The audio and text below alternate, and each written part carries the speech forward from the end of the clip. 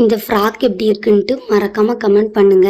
இந்த ஃப்ராக் வந்து நம்ம எதில் ஸ்டிச் பண்ணோம் அப்படின்னா சாரீ கிளாத்தில் தாங்க. ஒரு சாரீ கொடுத்து எனக்கு ஃப்ராக் ஸ்டிச் பண்ணித்தாங்க, பிளேட்டடு ஃப்ராக் தச்சுத்தாங்க அப்படின்ட்டு கஸ்டமர் கேட்டிருந்தாங்க.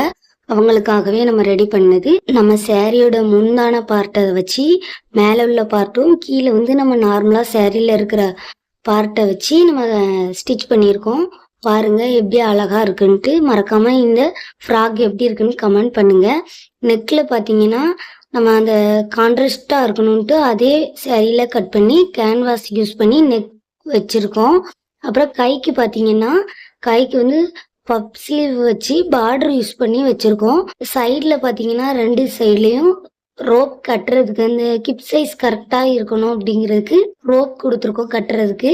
ஃப்ரண்ட்ல பார்த்தீங்கன்னா அந்த டிசைனுக்காகவே ஒரு ரோப்ல குட்டியாக ஒரு டிசைன் பண்ணி கொடுத்துருக்கோம். இந்த ஃப்ராக் எப்படி இருக்குன்னு மறக்காம கமெண்ட் பண்ணுங்க. உங்களுக்கும் இதே மாதிரி ஸ்டிச் பண்ணணும் அப்படின்னா ஸ்க்ரீன்ல தெரியுற நம்பரை உடனே சேவ் பண்ணி வச்சுட்டு நமக்கு கால் பண்ணுங்க. லாங்ல இருந்தனாலும் நம்ம ஷாப்ல வந்து சாரீ கொடுத்து ஸ்டிச் பண்ணிக்கிட்டு இருக்காங்க. அதுக்கு நீங்கள் கொரியர் பண்ணிங்கன்னா நம்ம ஸ்டிச் பண்ணி சைஸ் மட்டும் கரெக்டாக மெஷர் பண்ணி நமக்கு அளவு கொடுத்தீங்கன்னா உங்களுக்கு நீட்டாக ஸ்டிச் பண்ணி கொடுத்துடலாம். அதை வந்து ரிட்டன் நாங்கள் கொரியர்லேயே உங்களுக்கு அனுப்பிடலாம். ஓகேவா?